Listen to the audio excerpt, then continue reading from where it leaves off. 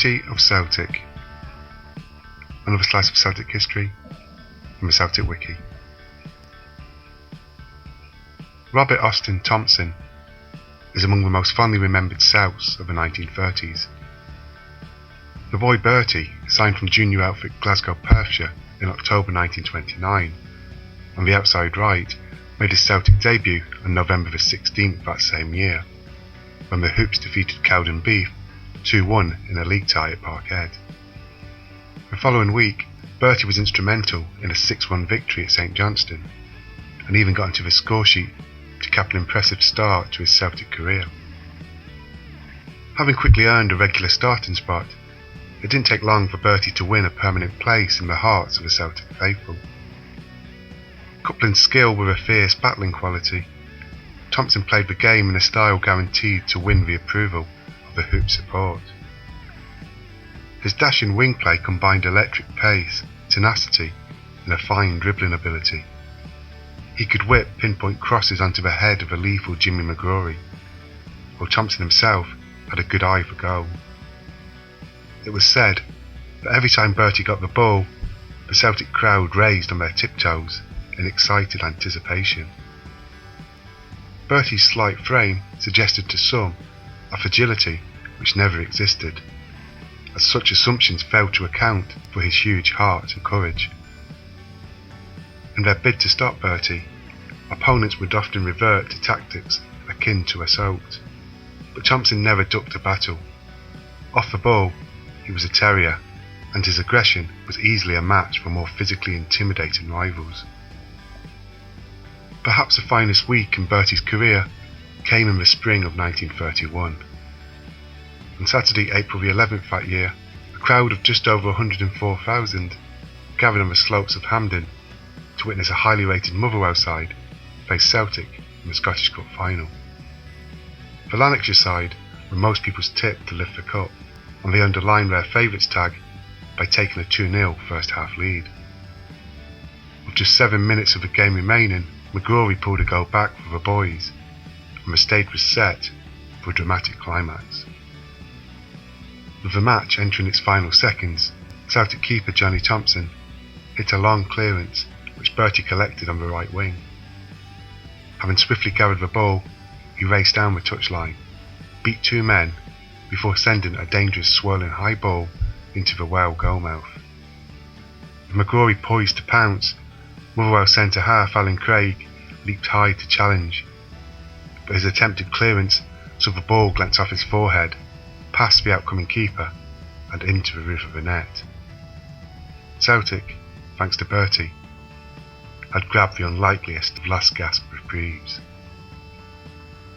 When the boys returned to Hampden for the replay, Bertie's impact was even greater, as his 2 goals helped Celtic lift the cup with an entertaining 4-2 victory.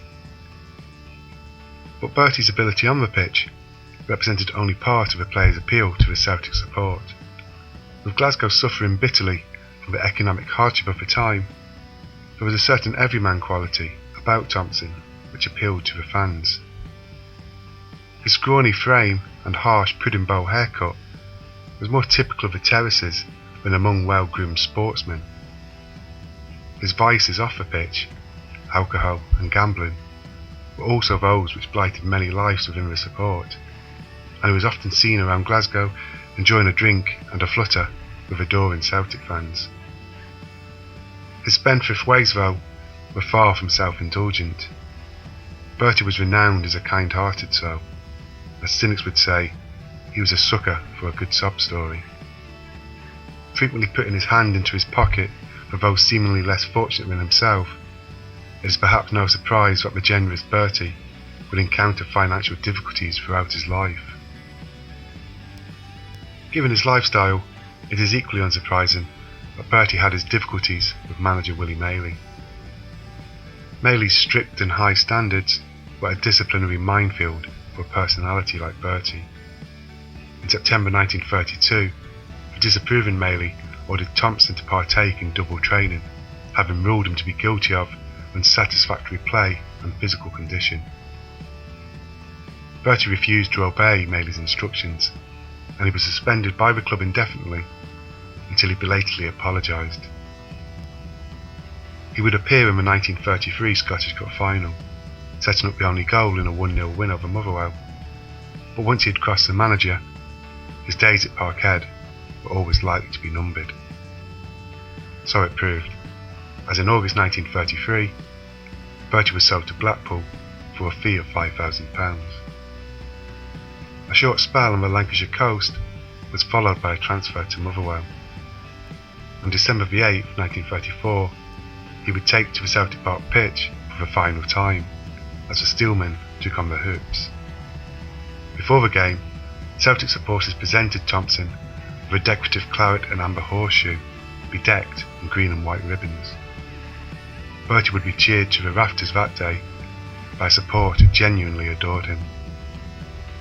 Yet for many, it would be the last they would talk of Bertie Thomson, until a tearful day, just short of 3 years later.